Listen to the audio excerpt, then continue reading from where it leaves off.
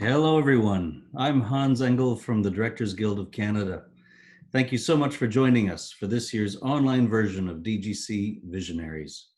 Over the last few years, DGC Visionaries has become a must-attend event at many of our top film festivals, bringing together some of the most interesting filmmakers with films at the fests. This year, we're taking Visionaries online and sharing it clear across the country, highlighting as many brilliant filmmakers as we can. All DGC Visionary sessions are being recorded and will be posted on the DGC National YouTube channel. I'm thrilled and honored to be here with two legendary guests tonight. We're speaking with Emmy-nominated and multi-award-winning director Helen Shaver about her life, career, and possibly dog, new film, Happy Place, which is playing at the Calgary International Film Festival, the Vancouver International Film Festival, and the St. John's International Women's Film Festival, among others. I thought Jeremy Pedeswa would be the perfect person to speak with Helen because of his equally legendary career in television and also his beginnings in independent Canadian film.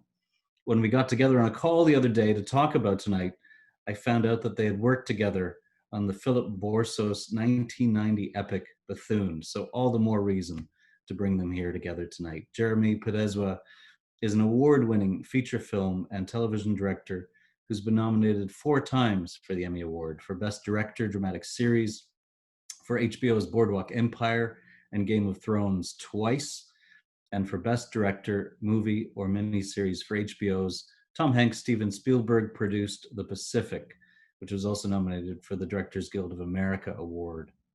Most recently, he directed Showtime's miniseries The Loudest Voice with Russell Crowe and Naomi Watts, which is brilliant. If you haven't seen it, do. Kari Skogland also directed on that. And the series On Becoming a God in Central Florida, starring Kirsten Dunst. He's currently exec producing and directing the HBO Max miniseries Station 11, starring the brilliant Gail Garcia Bernal and Mackenzie Davis. He's directed for many of the most groundbreaking cable television series and miniseries, including the one we love, Handmaid's Tale for Hulu, and for HBO Game of Thrones, including the season 7 premiere and final episodes, unbelievable. True Detective, The Newsroom, Boardwalk Empire, True Blood, Rome, 6 Feet Under, Carnival, John from Cincinnati, and The Pacific for Showtime.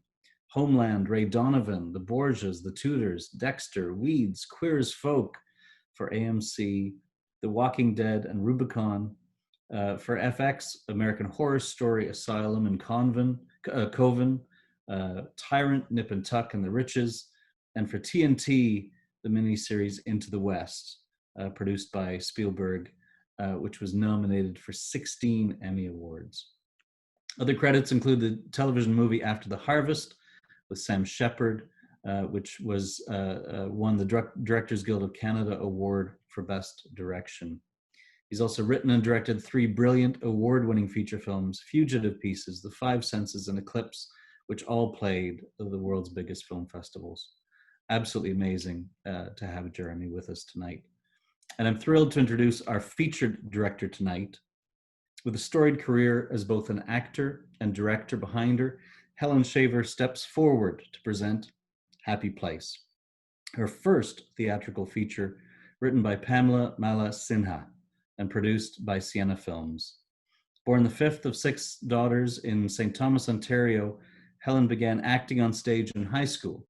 By 1977, her work in Who Has Seen the Wind, legendary, and Best Actress Award for In Praise of Older Women, also an amazing film. When it opened, TIFF caught Hollywood's attention. The original Amityville Horror marked her first studio film. Peckinpah's Osterman's Weekend, Scorsese's Amazing Stories and Color of Money, Schlesinger's The Believers, The Land Before Time, and Craft, to name but a few, followed. On Broadway, she originated Neil Simon's Jake's Women. Donna Dietrich's Desert Hearts was a watershed experience both personally and professionally. In 1997, Helen began her directorial career. In the ensuing years, she's directed multiple episodes of Vikings, Orphan Blacks, Person of Interest, Law and Order SVU, The Unit, Travelers, 13 Reasons Why, Anne with an E, and Sneaky Pete, to name but a few. Most recently, Helen completed Snowpiercer for TNT and both Westworld and Lovecraft Country for HBO. Incredible. Helen has received multiple nominations and awards for both acting and directing. It is my absolute pleasure to say welcome, Helen Shaver and Jeremy Pedeswa. Come on in. Thanks, Hans. Welcome. Really, really great to have you both with us. Now, before I send you on your way to have this incredible conversation, I just want to let the audience know to look to the Q&A button. That's where you can type questions in for Jeremy and Helen. Jeremy will be watching the Q&A box throughout the conversation. He'll probably get to them a little bit later, and he'll try to get to as many as he can. He may not get to all of them, but he will certainly try. Jeremy, Helen, really looking forward to this conversation. I'll see you at the end, and over to you. Thanks, Hans. Hi, Helen. Jeremy. I'm so excited to talk to you about this beautiful film, Happy Place, which was written by my good friend, Pamela Sinha. Yes. We have so much to talk about. But first, in this crazy time, I just want to ask you where you are and how you're doing. I'm in our forever home in Qualicum Beach on Vancouver Island. I've been here since the end of February. The penny dropped to me really quickly. I'd never used a freezer except for ice cream, but I found myself getting organic meat and fish and stocking up because I knew we were going to be locking down. And so I'm here, and here in flesh, and my spirit is going around the country with this movie as it opens up. Wish I could be in the audience. Well, talk to me about that a little bit. It's such an odd time to be premiering a movie, and what does that feel like? What is it for you at the moment? Well, I've come to peace with it, really, and I suffering lives with in resistance. So I've given up resistance, and I've decided that maybe this is. Well, it is the way it is, so it must be the way it's meant to be, which is for this film to reach out virtually into people's homes, and where maybe their heart can be open in a way that wouldn't be in a theater in the middle of people.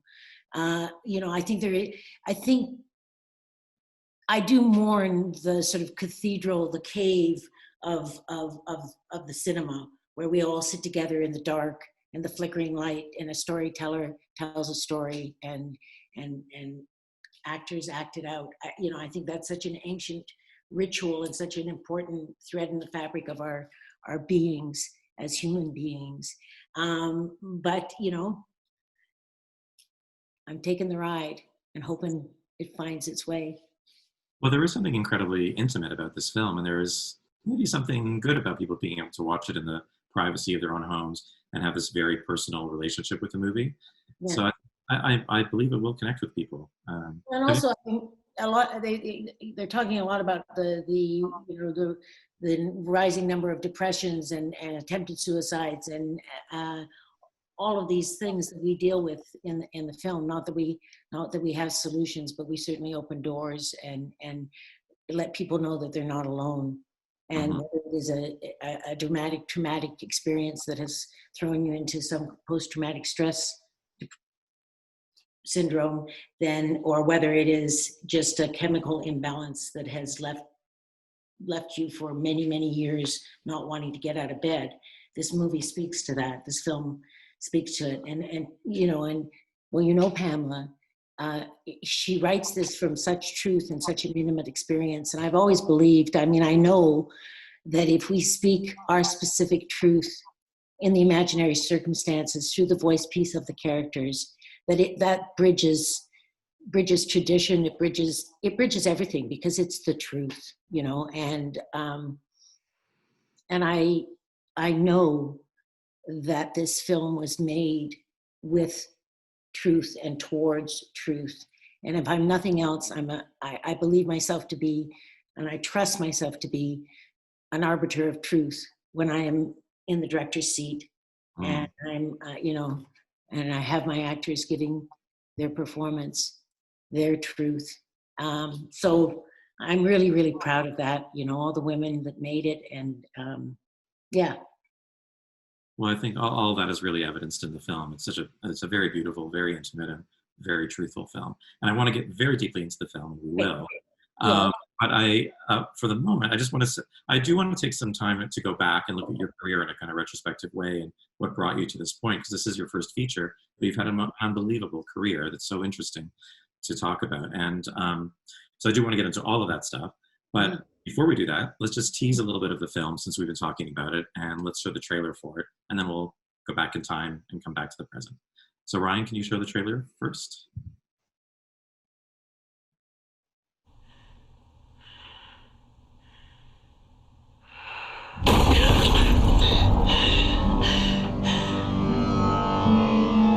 Samira. Samira. Go away. Why do you think you're here, Samira? I didn't take enough pills. I know where you are right now is a very difficult place to be. Spot checks. Checking that you're still alive. They don't want us to do it again, but every time they do one of those, realize how much we wanted to do it in the first place.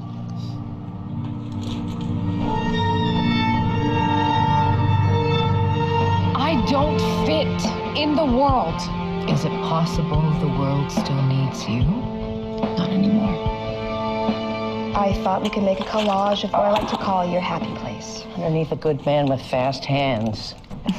I keep thinking there's something I can do to get her back, who I was before. But she's dead. And she's never coming back.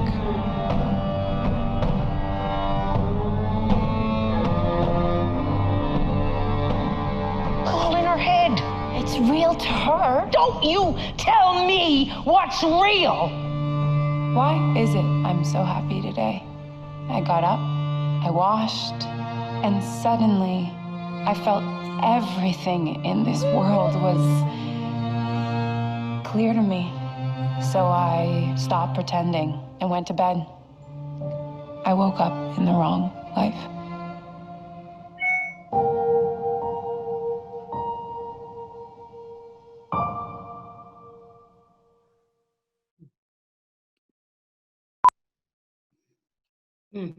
Very beautiful and so much to talk about, and we will get there. I just wanted to now just take a moment and go back a little bit in time and talk to you about your earlier career as an actor, because I want to say that you've always been on my, as long as I can remember, you've always been on my radar. And, from the time of Who Has Seen the Wind and In Praise of Older Women, you were like my first idea of what a Canadian movie star was. And I'm very curious to know from you, what was that period in your life like? What was it like making movies in that time? And personally, how was that for you? Yeah, well, I was in my 20s and it was the 70s. So that's a whole thing right there. And I was, I was compelled to leave St. Thomas, Ontario, come to the West Coast, which doesn't mean I wasn't scared, because I'd never been anyplace. I didn't know anything, but it was a wonderful time. I did my first little film things in Vancouver, and ended up working my way around to playing the maid in a BB film or probably a D film with Barbara Parkins. But and that was the first time I'd worked with Americans, and they were all like, "You got to go to LA, you're a young whatever, and come to LA." And I was, I'm 23 years old. I am an artist. Why would I ever go to Hollywood, which is not about art, it's about commerce? And why would I go to an imperialistic country with no healthcare and a war? And then I thought, well, never's a long time. So I went, and I had this list of 10 names. I didn't know how to drive. I had $400. Hagen Beggs found me a place to stay with a friend of his, and he gave me the list of names. And I'd never read a credit roll, but I was just naive enough to pick up the phone and call these people like Hagen told me to do. And they sent cars for me. Richard Donner was one of them. I had no idea who Richard Donner was. All I knew was that Hagen said, he's wonderful, he's an old friend, and he's going to make a pass at you, so be prepared. And because, it was like, it was just stuff like that. but all of which was kind of crazy. I was this little hippie with feathered earring, and so many things happened very serendipitously. One of the people I called there was a producer at Universal, Norman Jolly, and he marched me up to the head of casting. And casting said, "Well, who's your agent?" I said, "Well, I don't have an agent." And they said, "Well, you need an agent." And I said, "Well, then I guess I'll get one." And he picked up the phone and said, "I got Patricia Neal 20 years ago sitting across from me. She's Canadian. You know, these Canadians are good actors. You know, I mean, and I had an agent by the end of the day. And they all told me, "You get the job, we'll get the papers," and all of that. And it was, so I came back to Vancouver to do a play that I was, a Michael Weller play, and got this call saying, from Leslie Stevens saying, "We want you to be the ingenue in an MGM film that we're producing with David Jensen and Hope Lang." And the agent had said they'd get my papers. And so I thought, I was just before my 23rd birthday, I was certain I'd been discovered. And off I went, and they took my pictures and they cut my hair and they gave me per diem to stay someplace, and, you know, all of this and that.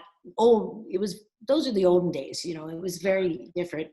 And then in the end, when it came time for me to put a social security number down, I called my agent and said, "Well, what about the papers?" And they said, "Well, you don't need them." And I said, "Social Security." They said, "Make it up." I said, "I can't lie." And they said, "Oh, no, people do all the time." And I said, "I can't." So they sent me to a lawyer. I wept. I said, why can't I work here? Liv Ullmann works here. You know, I was pretty young and naive.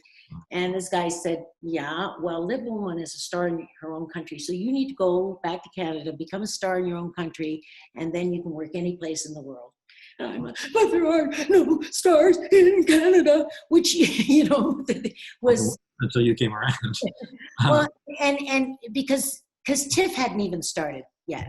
Yeah. And so I was around for all the beginning of that, and Dusty Cole and Bill Marshall and boys smoking. The first year, right? Pardon me?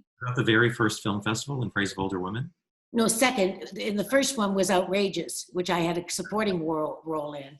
And yeah, so it was just all fantastically, it was fantastic. And then the year of In Praise of Older Women, before it opened at Toronto, I guess it had played on the Marché in Cannes.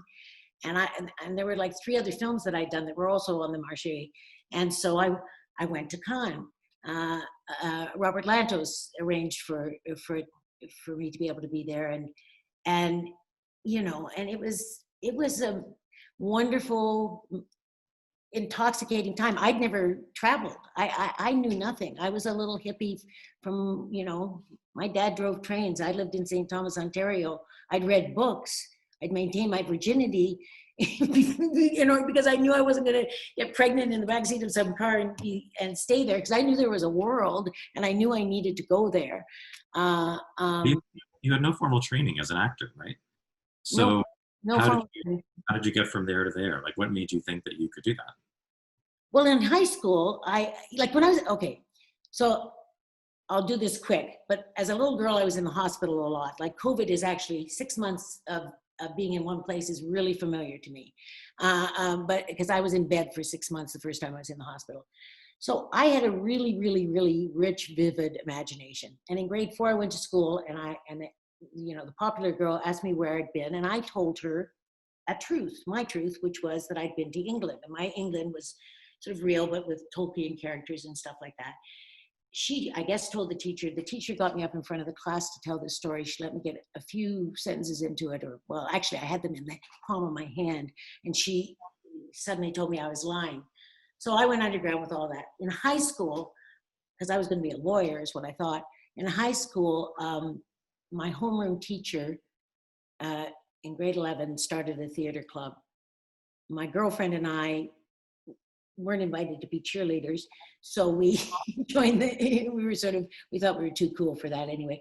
And so we joined the theater club with no intention of acting, none. I was going to make costumes, and he insisted that I read like he kept me after school because I wouldn't audition for, and he gave me this Elaine May play called Not Enough Rope, and he made me read this big 2-page speech, and I stumbled through it, and then he said, do it again. By about the 4th time, the words went in my eyes, tumbled around inside of me, and fell out my mouth as if they were my own. So that just ignited something, and then the first time I was on stage, I don't remember, except that the audience was standing, and it wasn't lying, it was acting. And it was something that just was just fantastic. And there was a scholarship to the BAM School of Fine Arts. So that was my little bit of training when I was 17 years old at the BAM School of Fine Arts for 6 weeks. But the rest of it was just one play after another, one play after another. And then I enrolled in UVic, dropped out after 3 months. They invited me to still participate in the senior acting thing and then they hired me into an improvisational company that traveled around. And then I was in Vancouver, and this man, Hagen Beggs, who had directed me in a play called Spooky the Arctic Owl with Don Franks, where I'd auditioned the day I quit nursing school because I had a little sidetrack and thought, well, the world doesn't need an actor, I'll be a nurse. And that didn't work. And he called me and said, there's this audition, this Mexican director who comes up here every couple years, hires everybody, writes the script in Spanish, translates it directly into English, brings a couple of Mexican stars, and does this thing. And it was a Western. And so I went in, and that was my first film experience. And then that just kind of opened up one thing and another. I mean, you know how it goes, work begets work. And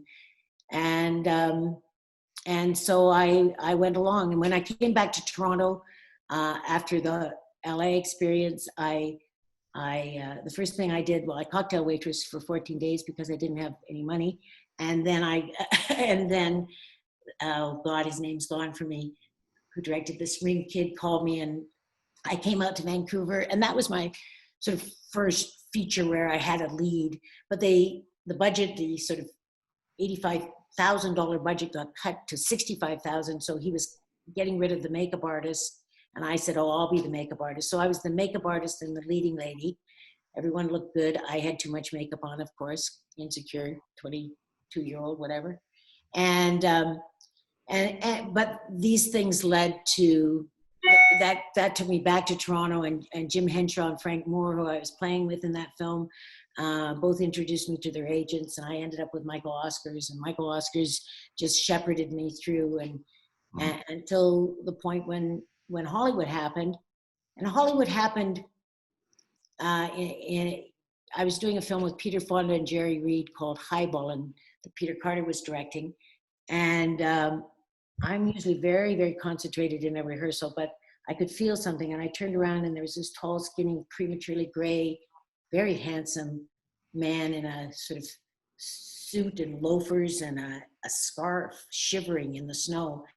And I just could feel him the whole time. And I looked afterwards, I went to my Winnebago and got him a coat.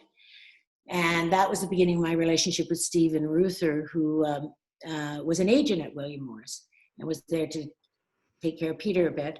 And that went on. And so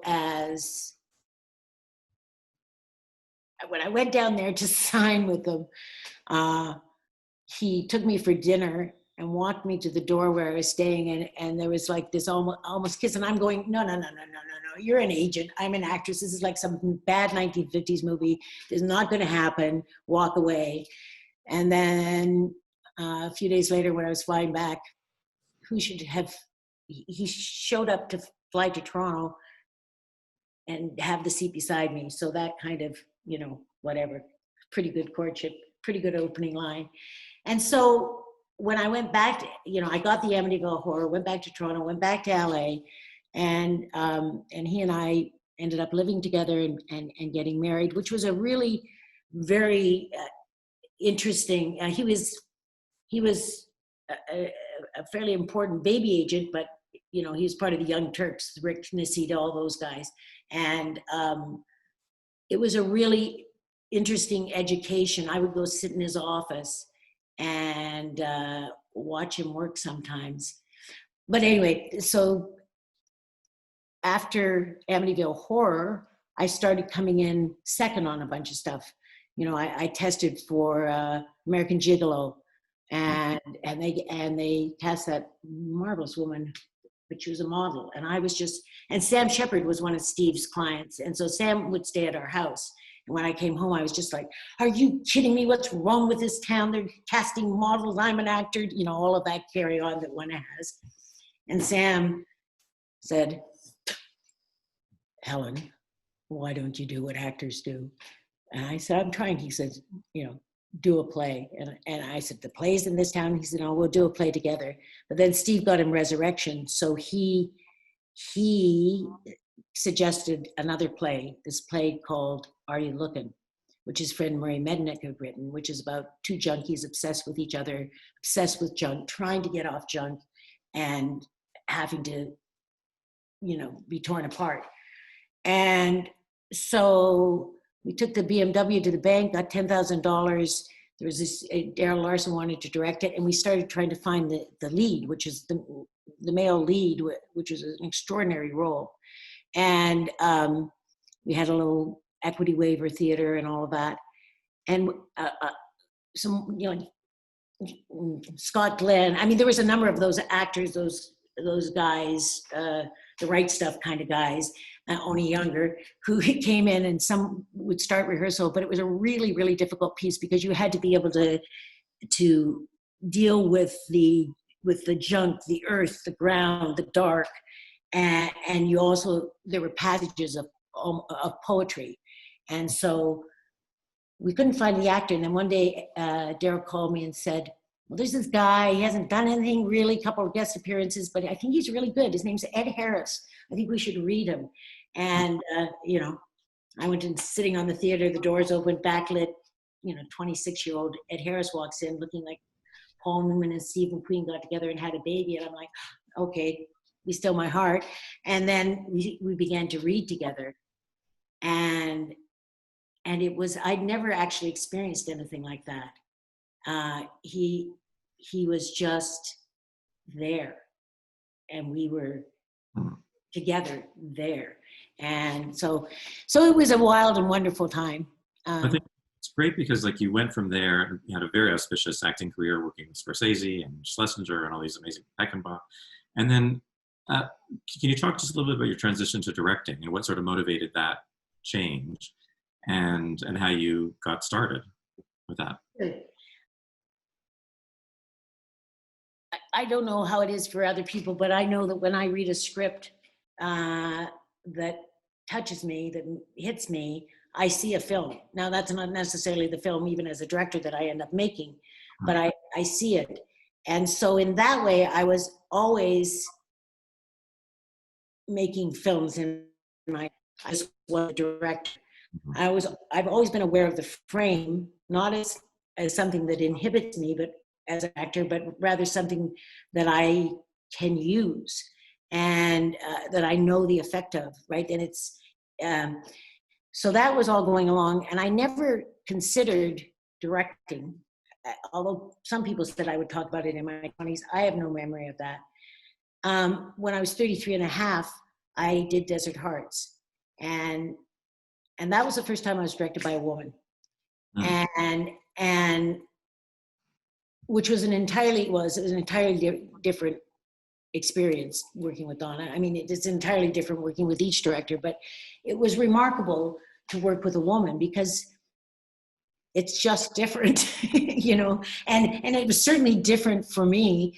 And she was so clear, like all great directors that I've worked with, very clear in what they need and want, but secure in what's going on, so that there's space for the actor to bring what they bring.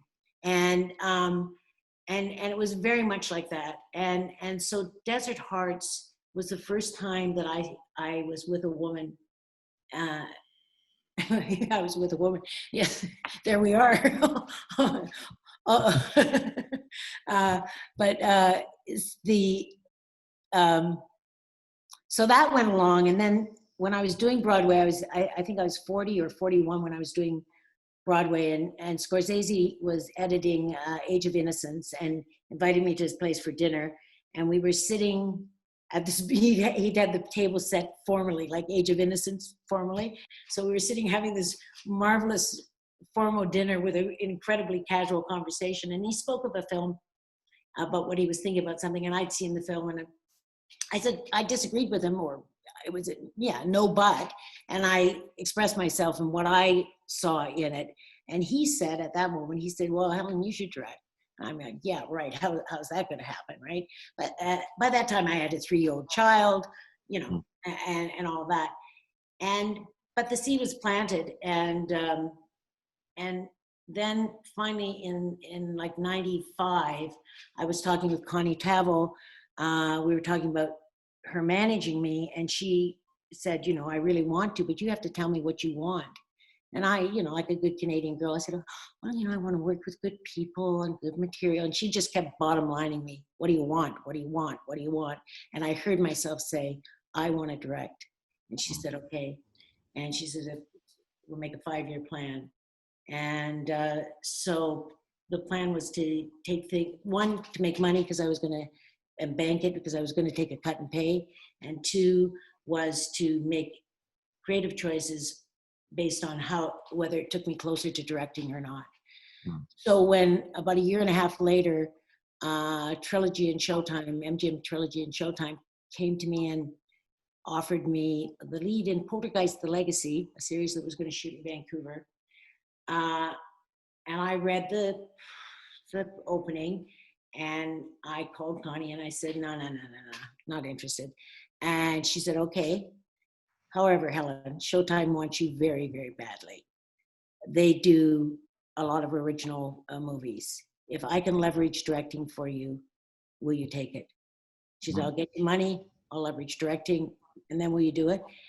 And I said, yes. And she came back a few hours later with guaranteed payment for 44 episodes as an actress, no matter what happened to the series. So that was that part taken care of.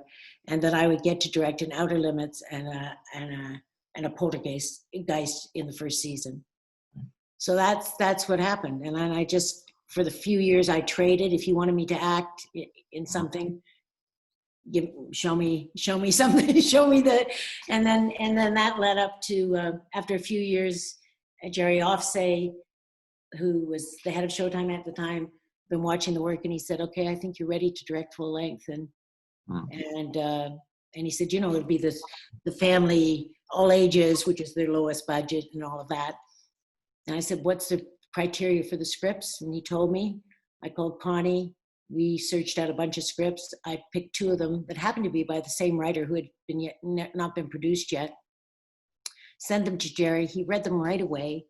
Came back to me and said, you got good taste in scripts. For Summer's End, who would you want the old man to be? I said, if I had a magic wand, James Earl Jones. He said, we'll see if we can get it. If we can get him, we can shoot it this summer. And this was like already May. And James said yes, and we were shooting by August, the beginning of August. And that was incredible, I think it's remarkable. I'm getting some feedback.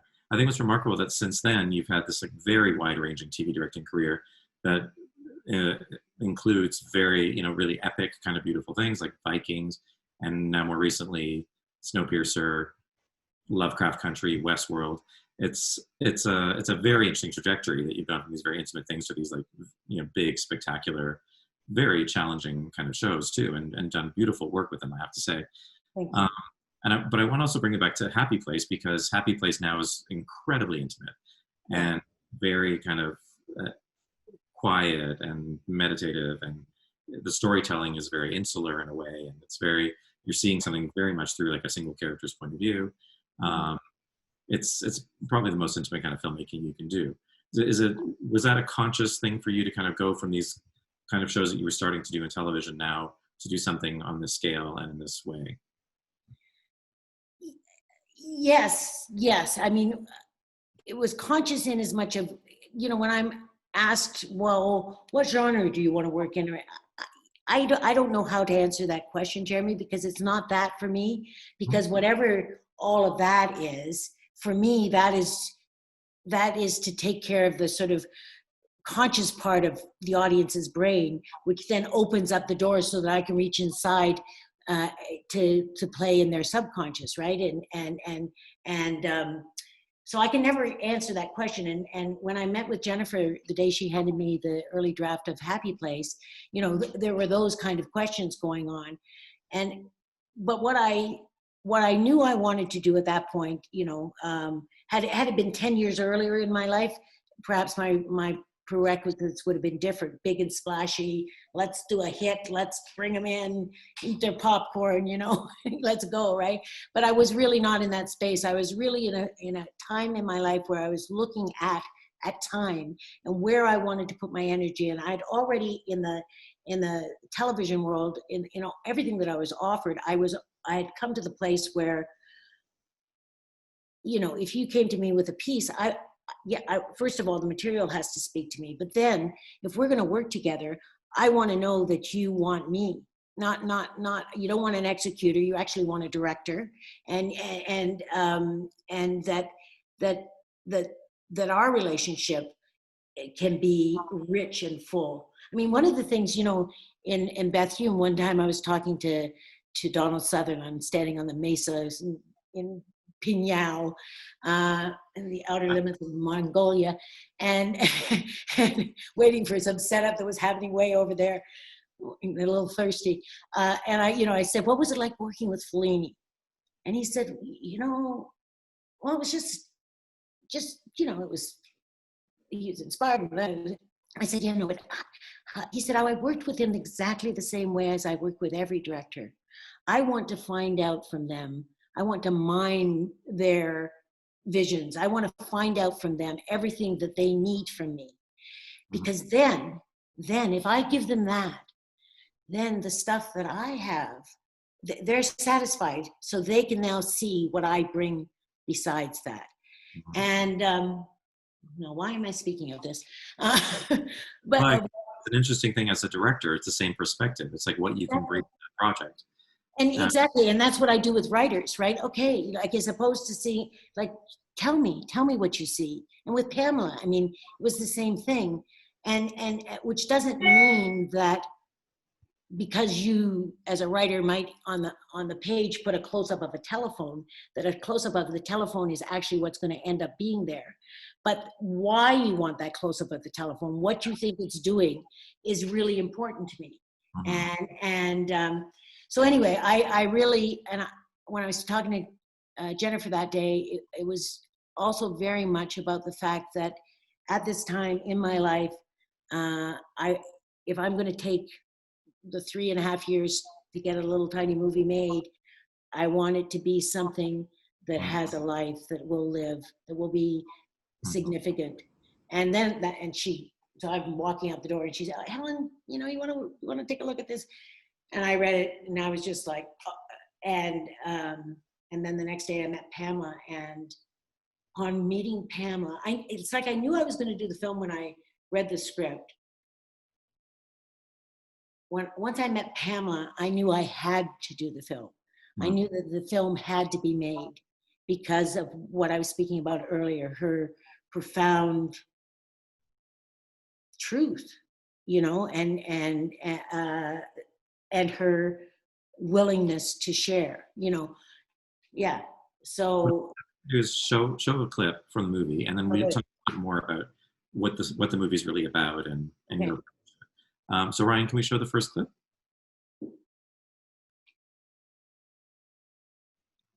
Ryan.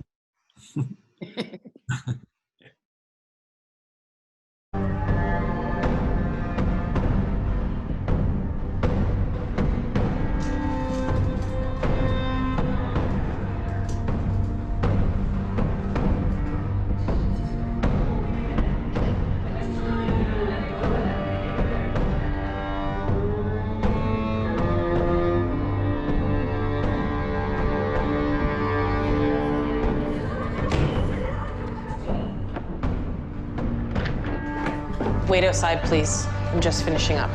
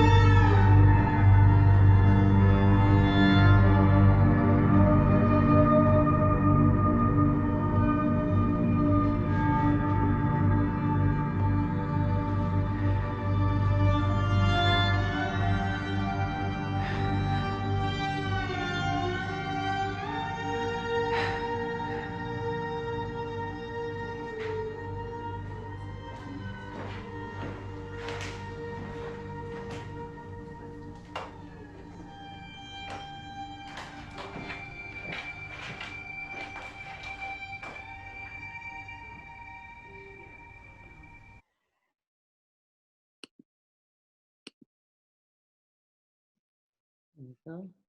Yes. Yeah. Very beautiful. I wanted to ask you, there's a couple things that you said to me that we can speak about. One was about this not being a traditional narrative, because the journey and the climax are all inside the main character's head. So it's not like an external kind of action kind of thing, but it's all a very internal sort of narrative. Do you want to talk specifically about what the movie is dealing with and why that kind of journey appealed to you? Okay, yes. So the movie is dealing with depression, post-traumatic depression that has taken this young woman, well, all the women, they've actually tried to kill themselves, like seriously tried to kill themselves. So the movie, the film really speaks to how when you wake up in the wrong life, where there is no justice, there's no reason, there's nothing you can figure out, how do you take the next step in life? Right? Where do you go from there?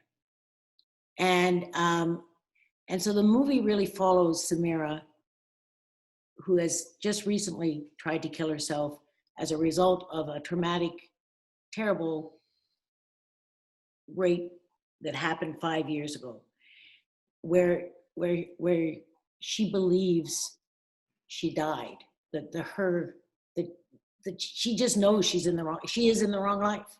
She went to sleep, a young woman about to start school, and woke up to horror that she had no control over. And,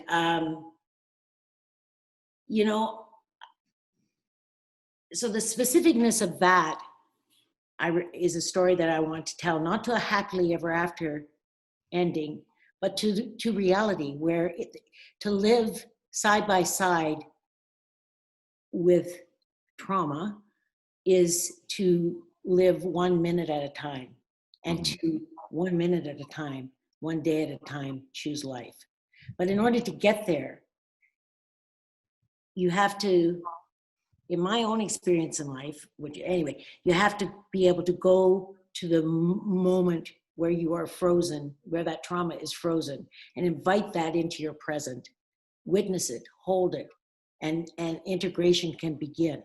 There's no cure, there's no, like I say, happily ever after, but to tell that simple truth, because I think one of the most horrible things people say, and it was in the most well-meaning ways, to people who are suffering, is it's going to be all right. Oh, you're going to be okay. Oh yeah, no. Well, just keep your, like all these. No, that's not the truth. It's not. It's not like Donald Trump saying COVID's going to disappear like a miracle. No, this is something that you have to be willing to live with. And, it's also something I don't think we can do by ourselves. That we need community. We need shared experience. We need support and safety and guidance in order to do that. Because every one of us, we're all doing the best we can. Nobody gets up in the morning to have a bad day. Nobody gets up in the morning to make self-destructive choices. We all do our best. And it is in the collective where there's a possibility. I think the film speaks very clearly to that in this group home where all these women are kind of supporting each other in this complicated situation. I'm curious, you said before that Happy Place is a distillation of your life's work up to this point and of your life experience stripped down in a haiku kind of way. So can you just speak to that a little bit about how this movie kind of does that for you? Well, I feel like it's a really, I think it's a really hard script to make into a movie, in a sense. So I feel like my life experience as a human being with my own traumas, when I was a child, I caught on fire, and I would have died except my sister threw me down on the ground and screamed, and my father came and put the fire out. But that's a life and death trauma at 4 years old. My own experience with that was something similar to, not as dramatic, but when I dealt with it, because it was a thing, was literally the therapist that I was working with said, lay on the couch, watch that incident like a movie, and at the moment where that little girl feels like she's going to die, talk to her.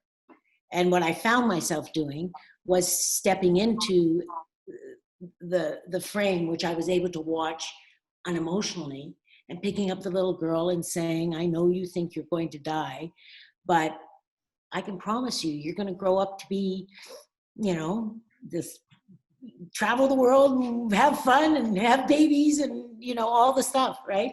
And I will never put you back in the closet. I will look after you from now on, which sounds so trite, but was a profound, profound truth in my life. So I had life experience to, from which I kind of dragged out the visions, the flashbacks,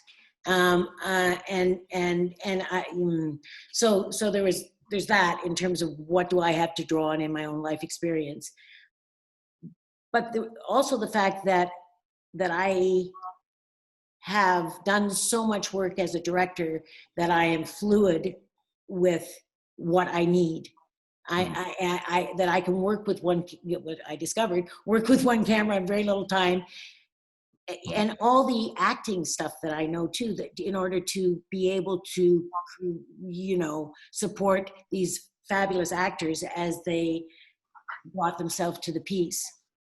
Does that just sound like a bunch of gargly gook? Does any of that? No, okay. No, and in fact, if anybody has seen the film, that experience is so directly reflected in the movie. Yeah. And there is this moment in the film, it's a little spoiler alert, but of exactly kind of what you described, what your therapist was saying to you in terms of, the post-traumatic Samira talking to the traumatized Samira, or connecting with her in a kind of poetic way. And is this something that you brought to the film specifically? Is something you discussed with Pamela? Because it does your experience so much. Yes. No, because when we began working and bringing, because Happy Place, in the play Happy Place, it is an ensemble. Samira is not the lead. And in this, there are no supporting cast. This is an ensemble, but there is a lead. And we go into the stories first person with Samira. And when Pamela would describe to me the fact that it's always there, it never goes away. And I would say, well, what's it like? And she would say, like a buzz, and I say, and sometimes it roars forward. And she talked to me about, she's so generous in sharing her specific experiences with me. Talk to me about the black, the deepest, darkest place that you go to, where the edges are all gone and all you see are some detail in the middle of the frame, right? And so I really absorbed all of that, but it's a film. So a sound was not going to work for me in terms of a film. And because the narrative drive, in terms of classical narrative drive in this piece, is really there simply to serve the heroic journey that this woman takes and the companions that she meets along the way that help her or push her, which are, you know, all the other women, all of whom are full blown and have their own stories. But yeah, so I began to develop how I felt that could be visualized. And Pamela had already set up some of this in her script in terms of the looking, you know, light coming through the what she saw through the blanket. But so I remember one day I came into the writer's room and I said, you know, I keep getting this. What I get is I wish I had a tunnel or it's night but in some sort of tunnel, because what I feel like is that Samira is running and running to try and get that man and turn him around, just get his face. But it's like there are almost gremlins holding her back, it's a nightmare. She's running, but she's not moving. And I feel like if she got to the man and turned him around, what she would see is herself, you know, and that was just what was in me. And so that developed further and further. And once we found the house, I mean, that house, which I gave up 2 days of shooting in order to have, with that stairwell and with it was so much like a labyrinth, which, you know, just really played into it for me. So I really felt like, okay, if I can set this up and establish the stairwell in the beginning, you know, and let the house be also where she's caught, and that you know, it's always looking in, that outside is basically out of focus, because it is the mind, it is the experience, it's all in there. And that the girl, no matter where she is in the world, she is always in that room. And so these are the things that I really felt that if I could get that across on a visual level. And so really, that was, you know, Pamela was really open to all of that input. And it wasn't until actually about 4 or 5 days into shooting, when I'd been working in the house for a while, that I went, okay, boom. And my son, Mackenzie, was working as my assistant, and he ended up being an associate producer on the thing. But it was so incredible because, as well as being able to talk to Pamela, you know, I've been in a creative conversation for 30 years with my son. So, you know, I would like bounce ideas with him. And then one day I just came, okay, write this down. And I just shot listed that whole, you know, penultimate sequence, and showed it to Pamela. And there was, the wonderful thing about working with Pamela is it was and still is, and really bloomed as a yes and or no but, you know, a really good co-creative relationship. Couldn't have asked for better. Well, I think what's really beautiful is, you know, the house is a character in the film, and I think that you've created the internal space for Samira as well, which is another architectural element, but in a sort of dreamlike kind of way, but something that's very consistently with her. And it's a very difficult thing to do, to take a play and a screenplay that's all in one place, and then give it a kind of breadth that the film really has. So it's incredibly impressive and very cinematic. I'd like to show another clip, and then we can talk a little bit about, I want to talk about performance a little bit as well. Yes, please. Ryan, can you show the next clip?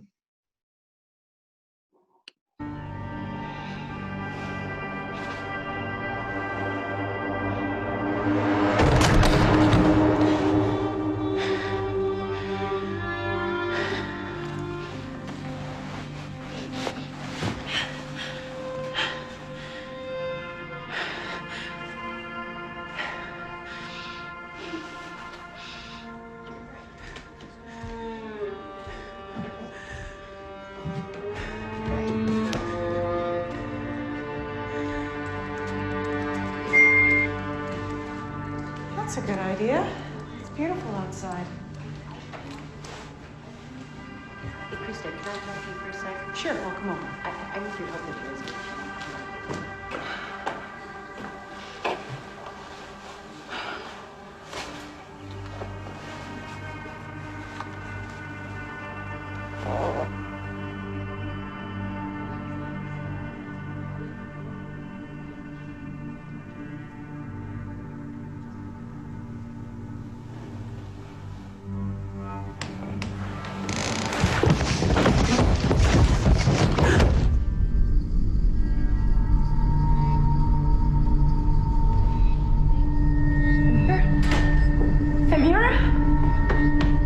Sarah, can you hear me?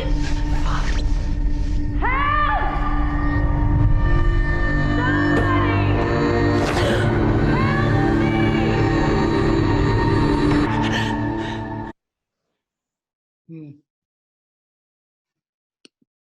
That's Yeah.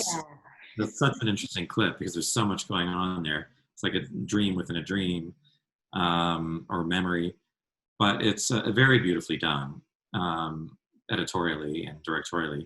I want to talk a little bit about Clark because is this her first feature role? First starring role as a feature. She's got a lot of heat right now. I mean, everybody's kind of loving her at the moment. I hear her name a lot. Yes. And she's fantastic in this movie. Can you talk a little bit about your relationship with her, casting her, and then working with her in this film? Yeah, well, we went through a big casting thing to try and find the person who could play this, and it got down to 3, and she was one of them. And then she and I spent about, I don't know, hour and a half on FaceTime, and I asked her to. We gave her a new scene, but I also asked her to do a scene that she'd done before, which is where she talks about little eggs in the air. And I asked her to really, because I wanted to see how willing she was to expose her own stuff, you know? Yeah. Mm-hmm. And knowing that that would never be the way the scene played because it wouldn't be necessary. But she did this remarkable, vulnerable, I mean, just, you know, it was no decision at that point. And when we first met, our first dinner together, this is how smart she is. She's 25 years old a year ago. And I said, you know, well, and what about, do you have any ideas about, she said, I think ideas are really dangerous. Which is, I thought, one of the most brilliant things, because you can't act an idea. You get, it's just, and it went from there. And she just, she was an impeccable number 1 on a call sheet. You know what that means. I mean, it does come from number 1 in so many ways. And she just brought herself no matter what each day, and she had room for others, and she's I think she's brilliant. And it was a very, she knew she could speak to me clearly, like, you know, sometimes when you're working and it's a very intimate scene, you know, when she's having a breakdown after the shower, you know, that's a hard place to know where to go in and dip in at times, right? But with Clark, it was always very clear because I could tell, or she would say yes or no if it was a moment where she could hear. You know what I mean? Mm-hmm. And it was just, it was, you know, you hear this so often, this film was made of love, or maybe you don't, I say it a lot, but this truly was a loving, safe environment that we created for these women to do their work. And she was remarkable. She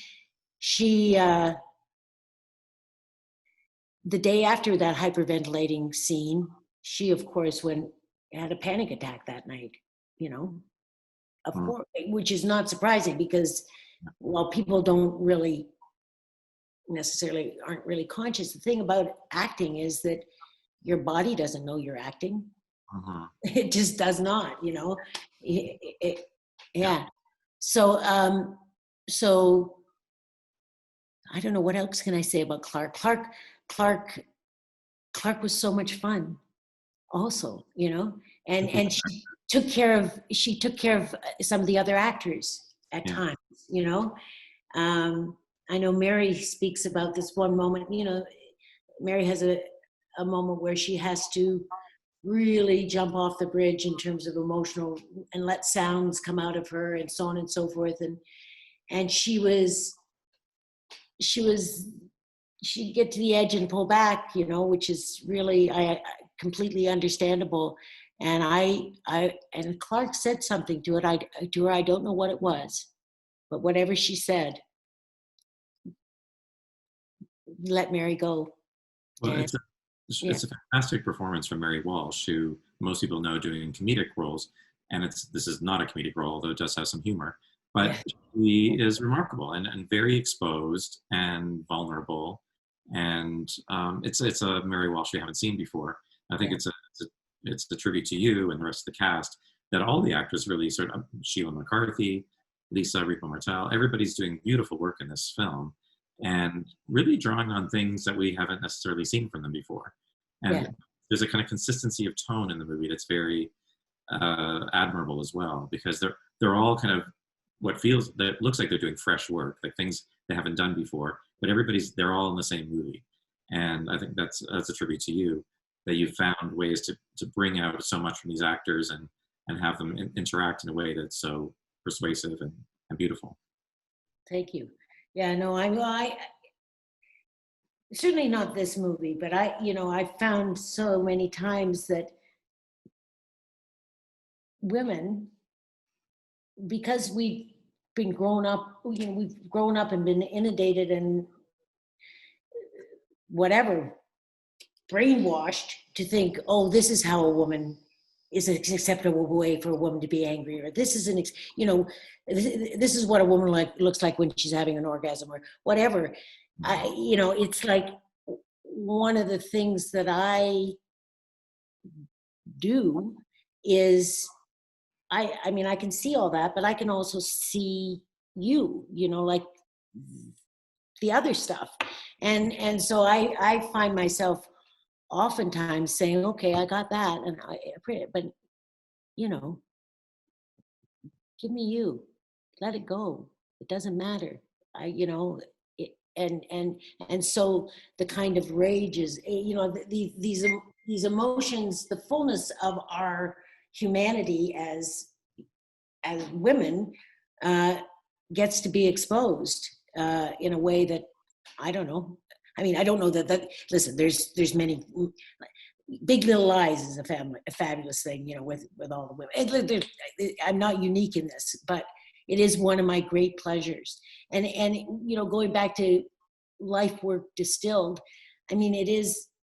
I don't know if I could have made what movie I would have shot when I was 30 or 40 or 50, but I find it so gratifying to be able to take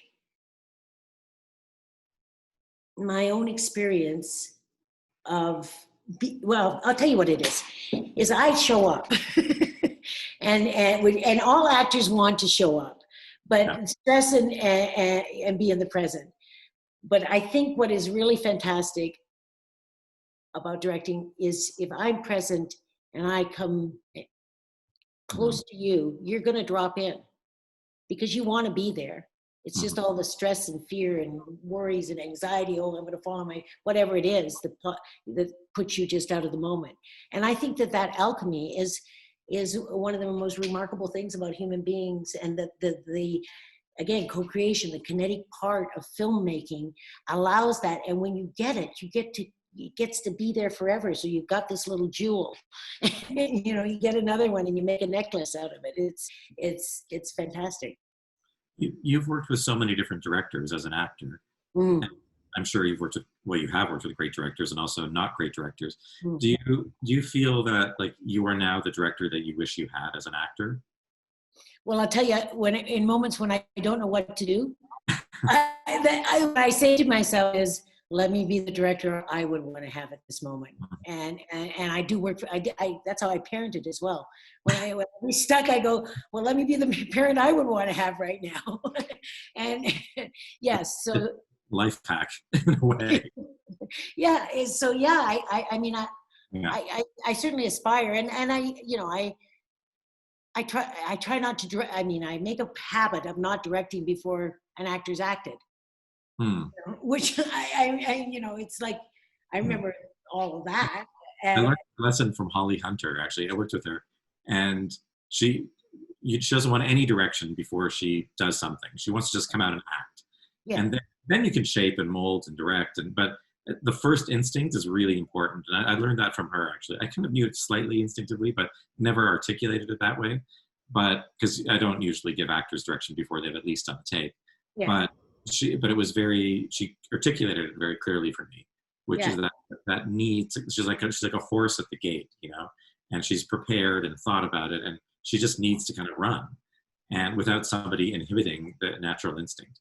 And that was a really interesting kind of way of putting it, and I really appreciated that a lot. Yeah, But, no, I did a play with Holly. Yeah. Yeah, another Michael Weller play. But yes, she's, that's absolutely right. And I can remember being,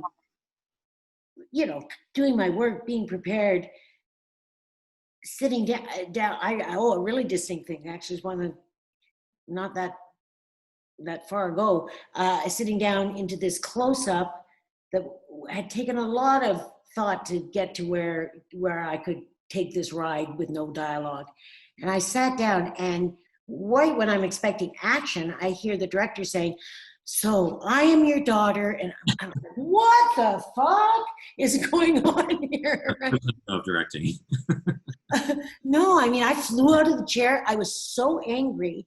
Like, and anger is not like the top of my list of where I go to. I was absolutely infuriated. Like, what are you doing? So yeah, so all of that is but actor, yeah. So, and it is really devaluing.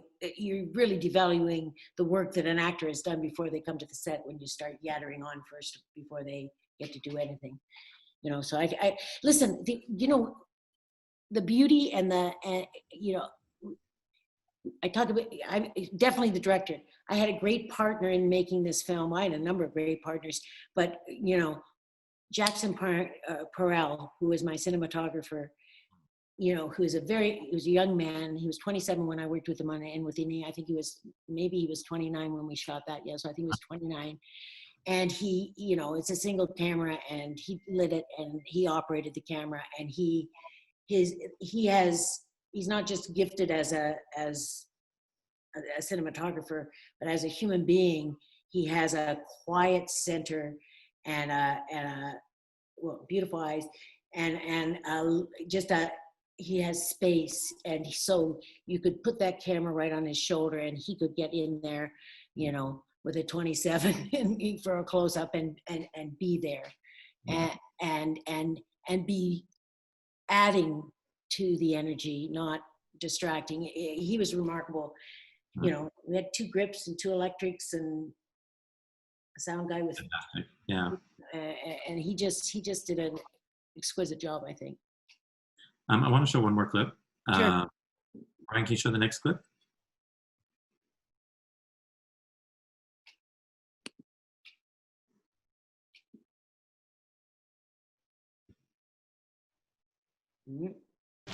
Hey, I don't have any flowers. Take some of mine. Thanks, Nina. Quit it. Quit it, I said! Quit what? Quit staring at me all the time. I got one green eye and one brown one. The old man was a German mutt, and the old lady was quarter Mi'kmaq, so I got an eyeball off each of them. Heterochromia, iridium. What? Different colored eyes. Have a good look. Go ahead! What are the odds of that? Both my parents were part Indian. Really? Both? I think your eyes are beautiful, Mildred. I think they're kind of cursed. Ghost eyes, Ma called them. Is that why you're here? A Javix chaser is why I'm here, Joyce. What about you? How are we all doing today? We're hating these scissors. These goddamn scissors are making me want to kill myself.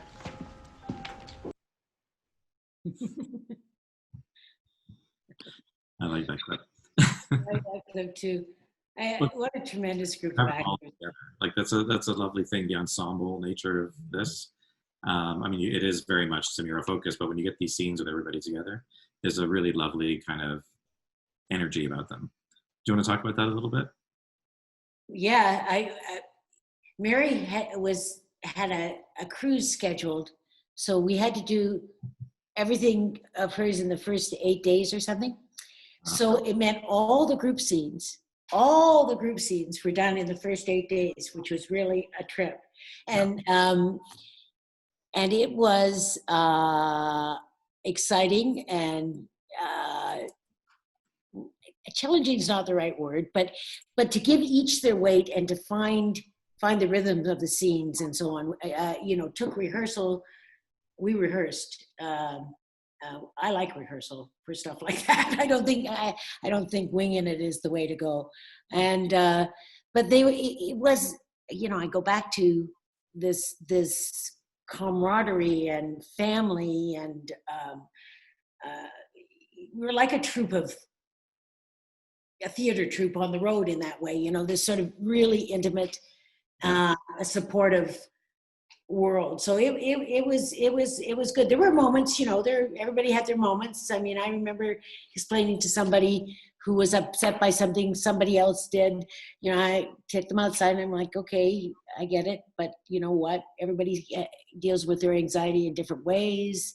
They have everybody, the more anxious they get, the more habitual their way of responding.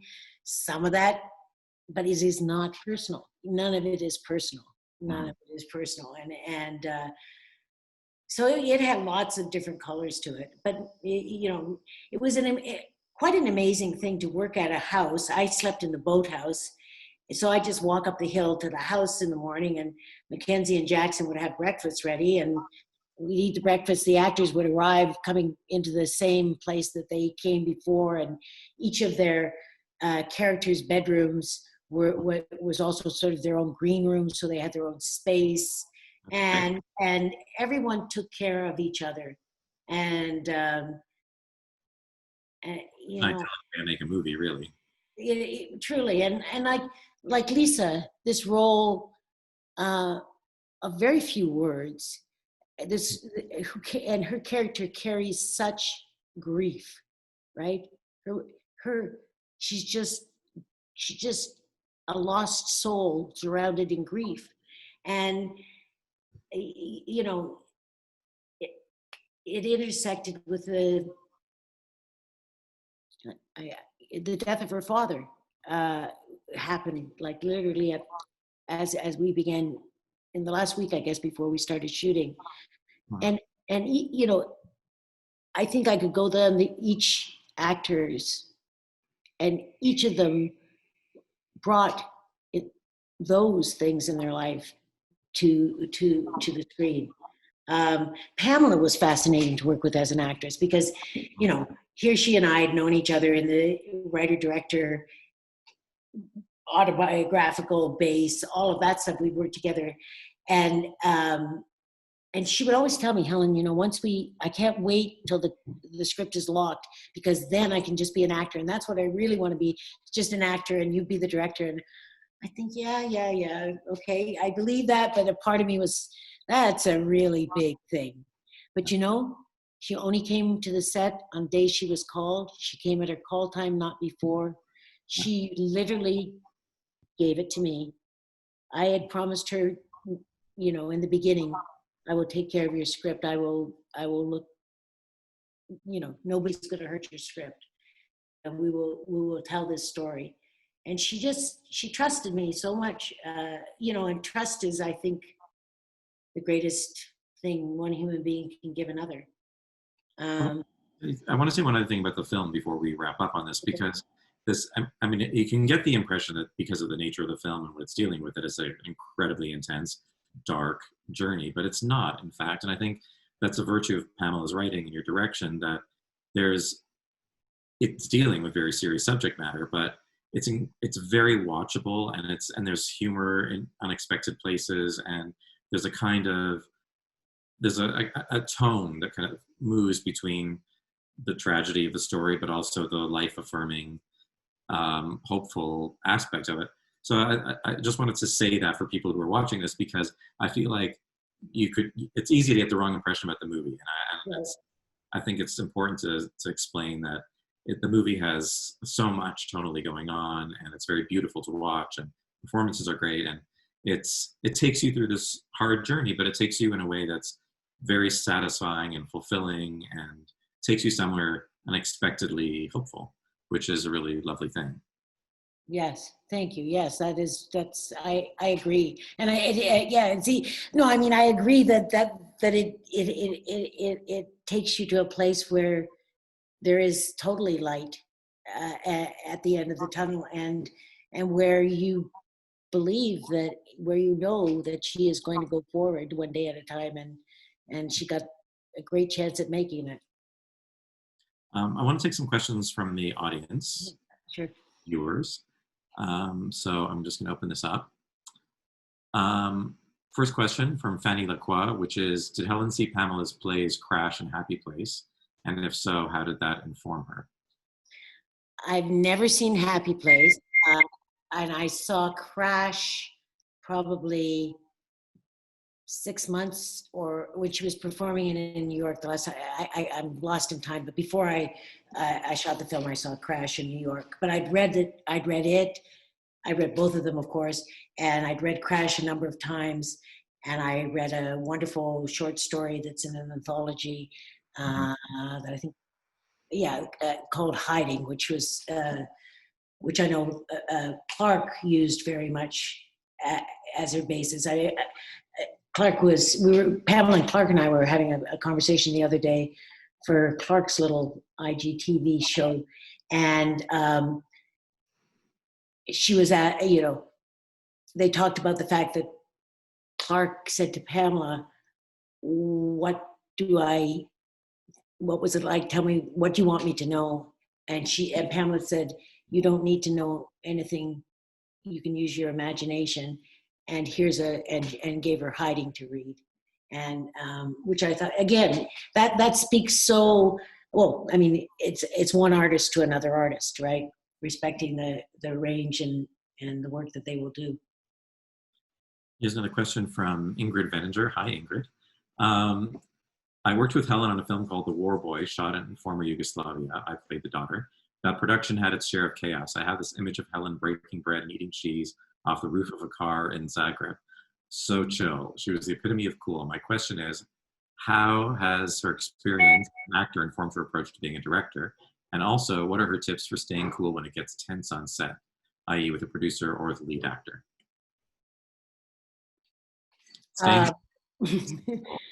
Staying cool. Yeah, well, I try to practice restraint of pen and tongue when it's a personality thing, because it's like we all have one. And it's not the point anyway, right? So I try to do that, and I don't know. We've talked about working with actors and being an actor, and I don't have to pretend to respect them. I do, and so I just as I said before, I try to be the director that I would want to have, and to create a safe space where it's where you can fall on your face and it's going to be all right. Nothing bad's going to happen here. And that was pretty crazy. I remember before the first director was fired in Zagreb, the guy who was, he didn't have his eyeline thing right. I remember having this, as heated as I would let myself get, discussion with him of like, no, I should be standing on the other side of the camera. I'm on the wrong, this is not going to cut. And the guy going, no, it's a new kind of filmmaking. And I'm like, oh yeah, right. There's another question. Where can we see this film if we can't get to these festivals? Well, this is a good question that I don't have all the answers for yet. I know that what's going to happen is once it's finished its festival run, where it was meant to open in theaters this fall across Canada, it won't be doing that because nobody's going to the theater. So I believe the next step will be a pay-per-view thing that will happen. I believe that's in Canada, and it's looking for its home in the United States right now. Yeah. And who is the distributor in Canada? Pacific Northwest Pictures. Okay, very good. So people can check out through them how to view the film at some point. That's right, yeah. And we'll try to keep it up to date. We'll try to keep our page active, I guess. There's some young people who are doing that, thank goodness. Okay, well, that's the last viewer question, but let's finish showing the last clip that we have. We can talk about that before we leave. Okay.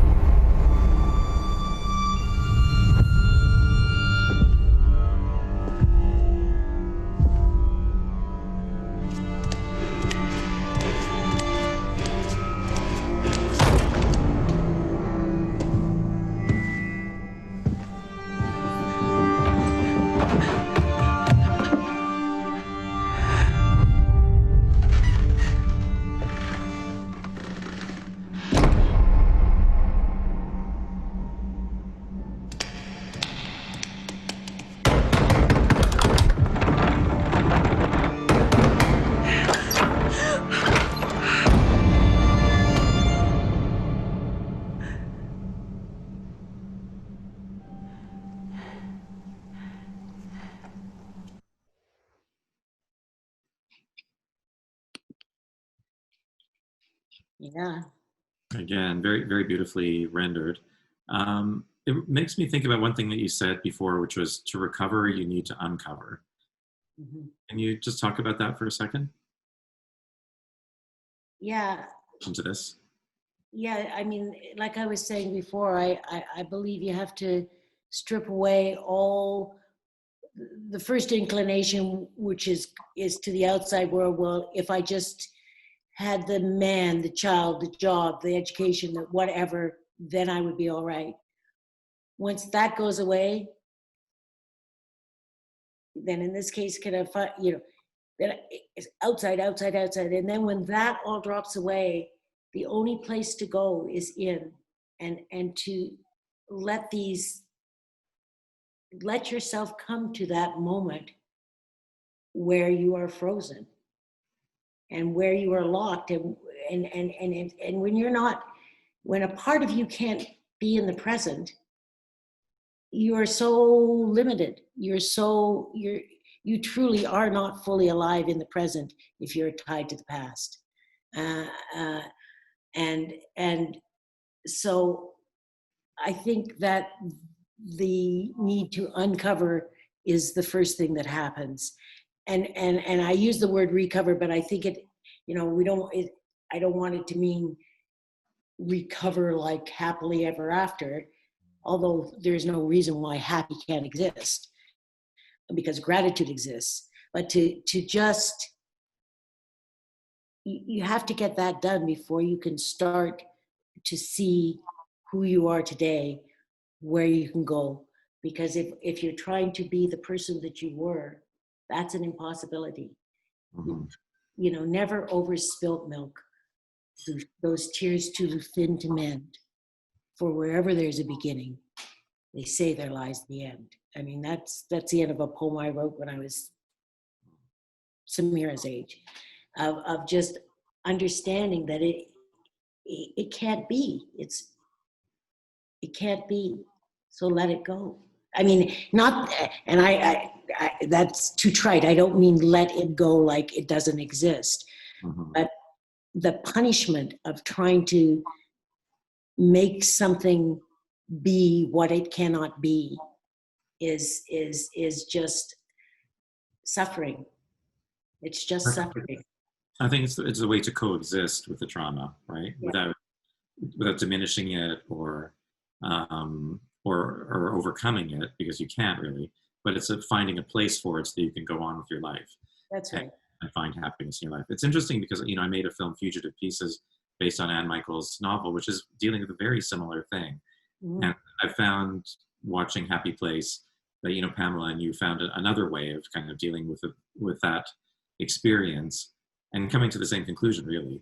But I appreciate it so much. I think it's a good place for us to end this talk.